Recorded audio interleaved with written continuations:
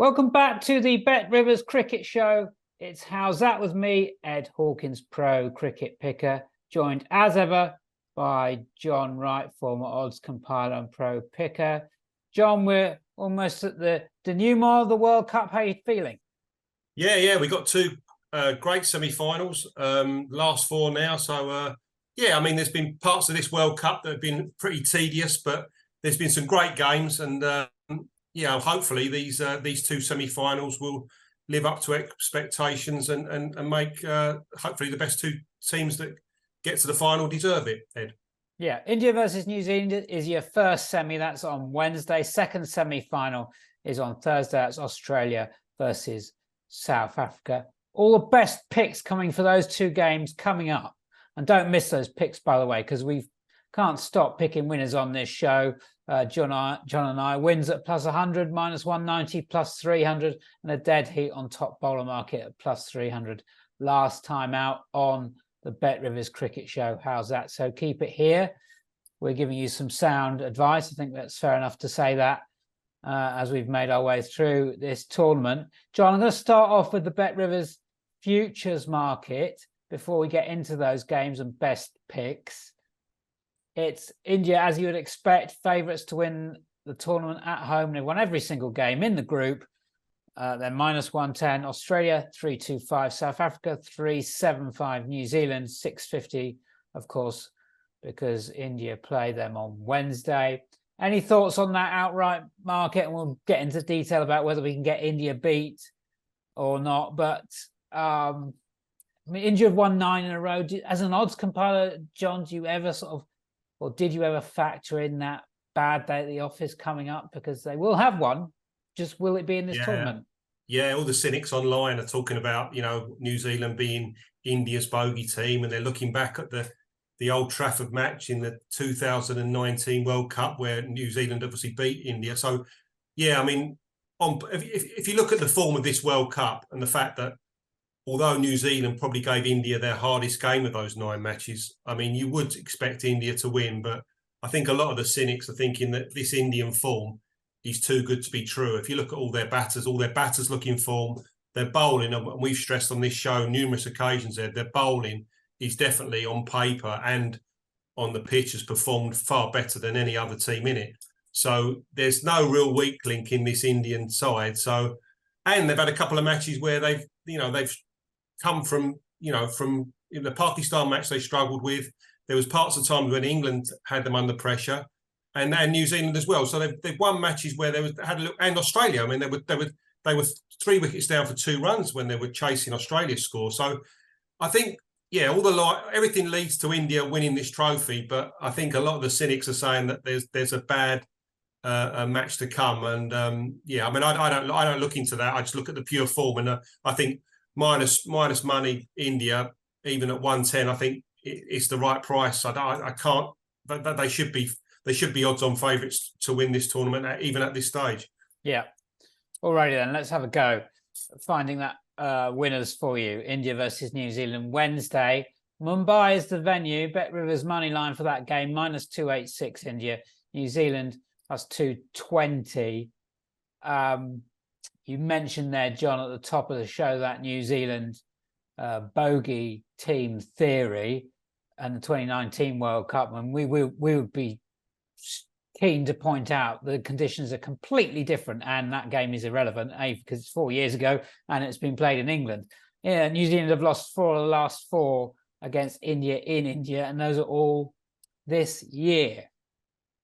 So, I mean, the big question is, John, do you think New Zealand are the wrong price? Do you think India are the right price?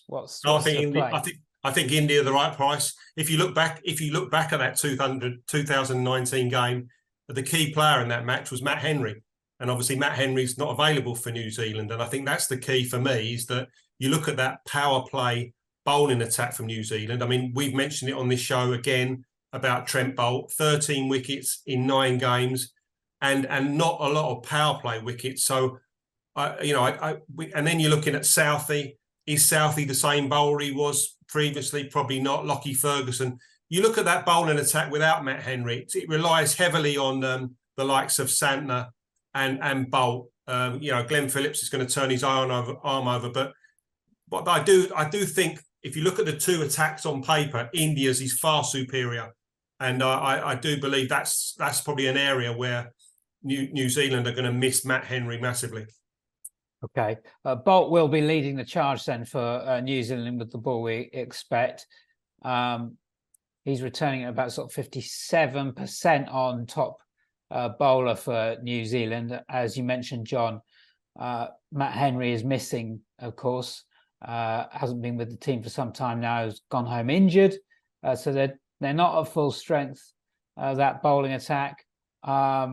And they're going up against, well, what is statistically the best batting team in the tournament, the highest batting run rate of any team. So they've got it all to do. The Bolt price for top wicket taker, by the way, is plus 250 with Bet Rivers. And we'll talk about some of these player derivatives in a minute. Just to kick us off, a few prices you'll see on your screen there. Rohit plus 300 top India bat, Conway plus 300 top Kiwi bat. Both those prices are bet on win rates, by the way. I'm going to give you a mention of Virat Kohli for a 50 plus 110, Rohit plus 115 for a 50, and an early pointer from me, Shubman Gill, Rohit's opening partner, scores of 208 and 112 in those head-to-heads that I mentioned previously against New Zealand this year in India. Some massive scores by him. He's plus 115 for a half century. John, players to follow for India and then the Kiwis. Anyone you like? Yeah, I agree with you. I mean, you look at all the Indian batters; they're all in form. Even in the last game against the Netherlands, I mean, KL Rahul got 100.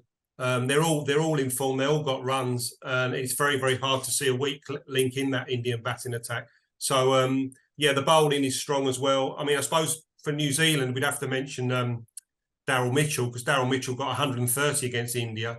But if you actually look at the score that they've got 270 when they should have posted more than 300. That was their failing in that game. And if you take Daryl Mitchell's score out of that game, there are a lot of batters. The top batters actually failed, which is interesting. Kane Williamson's back in the side. I think he's going to be very, very key. You need your top players to perform in a fixture like this. So, yeah, I mean, as I say, everything leads to India. But as I say, with New Zealand, they've got some key players that can, the likes of your Williamsons, your Phillips. They can play, and Conway, they can play very, very destructive innings. They've done it in the past. And sometimes you only need one player on his day with the bat to take the game away from the side. But I do think India have got all bases covered at the moment. I mean, it's very, very hard to see a weak link in their side. I mean, if you actually look at the Seamers are bowling really well. And even in the game against, the Netherlands, if they'd have wanted to beat Netherlands by 300 runs, they would have done. In the end, they were bowling, Kohli bowled, Rohit Sharma bowled himself, Sky bowled. I mean, it was almost like a Sunday club game, really. It was embarrassing, the margin between the two sides. So, as I say, I think it's going to be interesting, but I think someone in that New Zealand side is going to have a career performance to upset India, I think. Okay, well, Daryl Mitchell plus 350. He needs a career performance from John. Rachin Ravinder has been absolutely fantastic. Plus 350 top Kiwi bat. Two prizes to keep an eye on, perhaps, for you. We've mentioned Rohit plus 300 for top bat, Conway plus 300 as well. We've talked about Gill.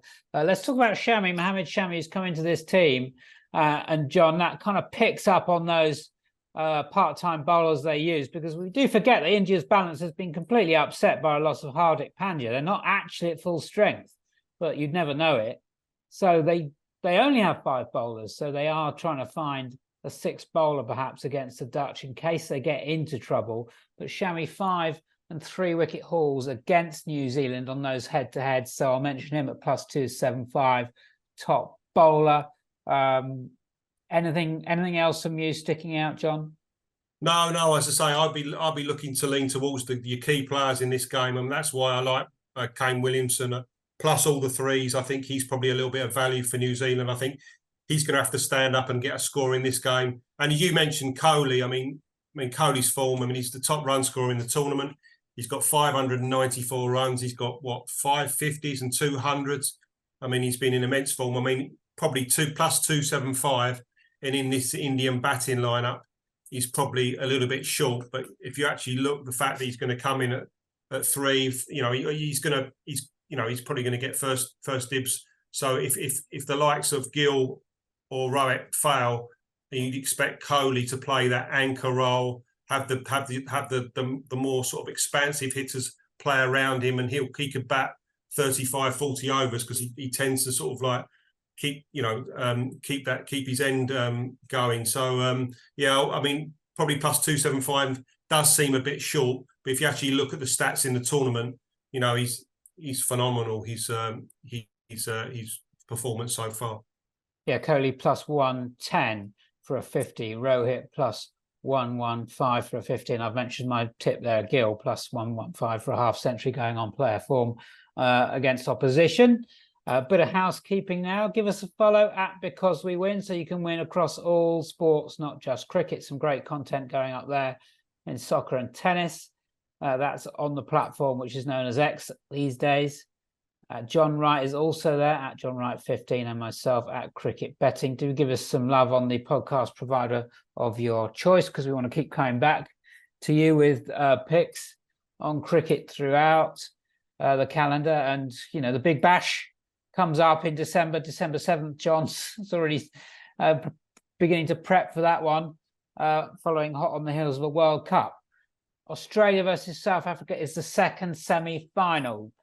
John is saying this is to play India in the final at Ahmedabad. The second semi-final is Thursday.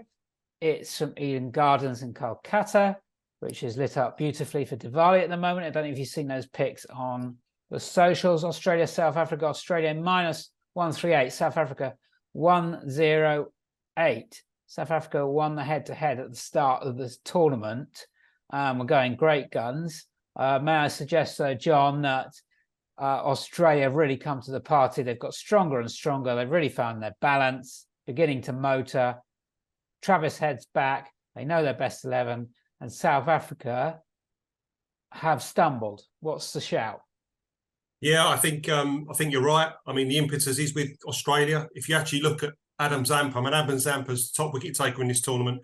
He's got 22 wickets. If you look at the first 2 games, he struggled. He went for no wickets for 70 runs in the second game. First game, I think he got 1 wicket in the second game. But since then, I mean, he has just come to the party, isn't he? He's got like 21 wickets in the next 7 games. He's been their key bowler. The batting has definitely got stronger. I think with South Africa, as you mentioned in the last show, Ed, they probably need to bat in this game.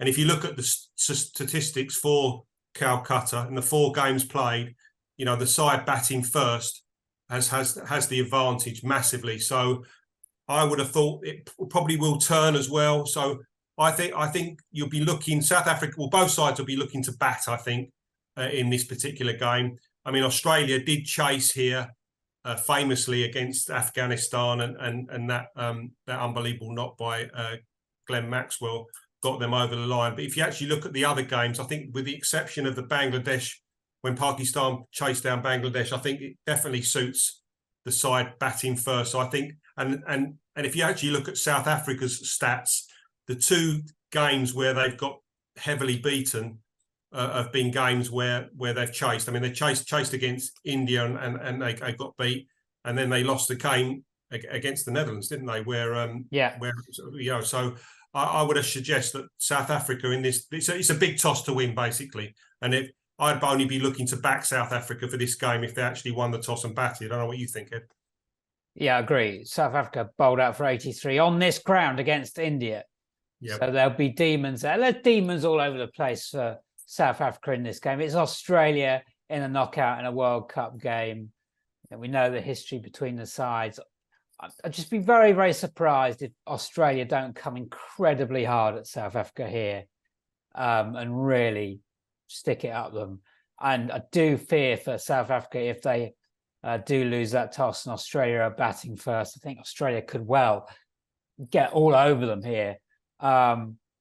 So I mean, is that a factor, John? All these years later, we talk about South Africa crumbling under pressure in the big knockout games, but they just keep on doing it. Do you think it really plays on the minds of these South Africa players still? Because they've obviously changed over years. Yeah, but they do look so dodgy in a chase, don't they? They do. So look a totally different side. And I do, as you say, I do fear for them. I mean, I think if they do lose the toss on Australia bat, I think with the likes of Warner and Head at the top of the order, I mean, Mitch Marsh coming in, that innings he got against Bangladesh there was very, very destructive.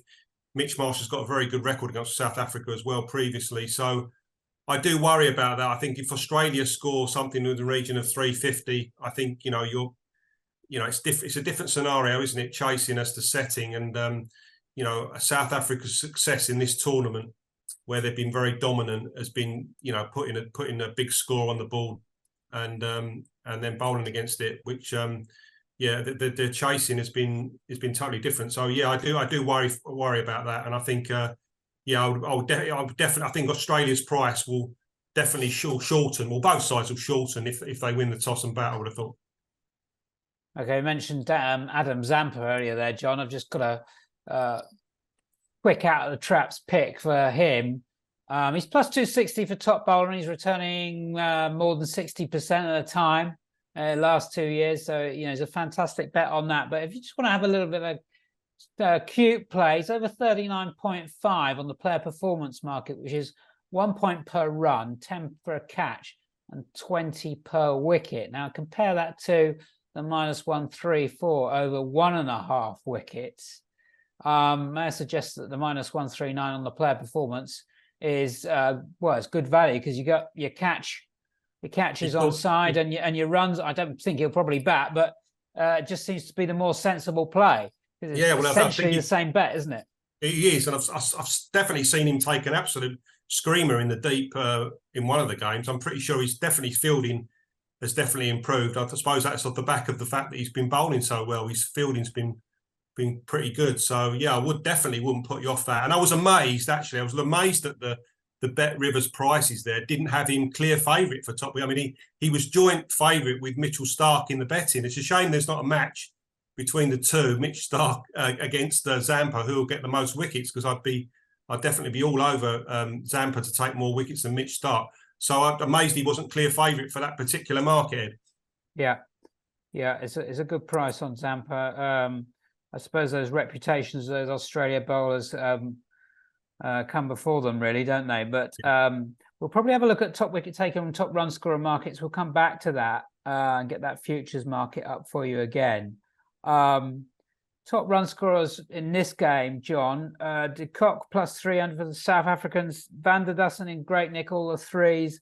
Bavuma, who is an injury doubt, plus 375. Warner plus 275 for the Aussies. Mitchell Marsh, all the threes. And then Steve Smith, also all the threes. We've mentioned top wicket taker. For the South Africans, Marco Jansen plus 275 has 11 wickets in 6 against the Australians this year. But Jared Kutzer has returned, I think he's 8 now in 12. So he's all the threes, and that is a value on win rate. Any guys to pick out of that one before we just go back to have a quick look at those futures markets for top run scorer? And I want to quiz you on Quinton de Kock. I like Rassie. I like Rassie van der Dussen in this game. All the threes. I think that's value. He's in form, as you say, Ed.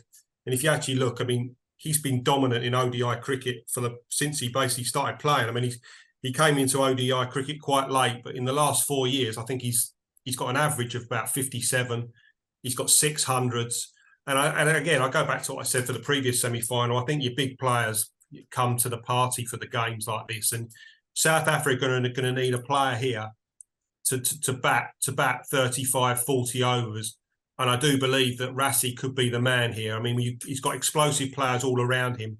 It's either going to be him or the skipper, Temba Bavuma. You know, the likes of your Millers, your Classens, your Quinton de Kocks, and even Aidan Markram. I mean, they're really expansive. They go for the shots. But I think South Africa are going to need someone here to bat 35, 40 overs. And I think that could be Rassie. So I like Rassie van der Dussen at all the threes. And similarly at the same price, I think you Mitch Marsh. I mean, he looks, that knock. I mean, he's been in form for a long time, isn't he? Going back to the Ashes. I mean, he's been very, very destructive. And he got runs against South Africa in the series they had before this World Cup. Banging form, I say, big knock against Bangladesh. I like him at all the threes. So that'll be my double, those two players in them. And I say, with you, I definitely stick with Zampa. Zampa for me should be clear favourite for top Aussie wicket taker. The 260 for me, plus 260 is, you should argue, it's probably the wrong price. He definitely should be a lot shorter in my eyes. Okay, great stuff. Jansen, 10 wickets in 6 against Australia this year. Apologies, not 11.